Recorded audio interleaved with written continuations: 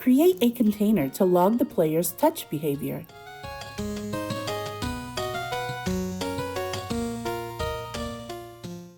Implement the log function to log the player's touch behavior into the container.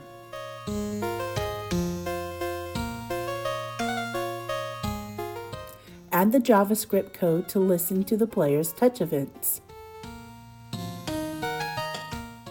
Test your code.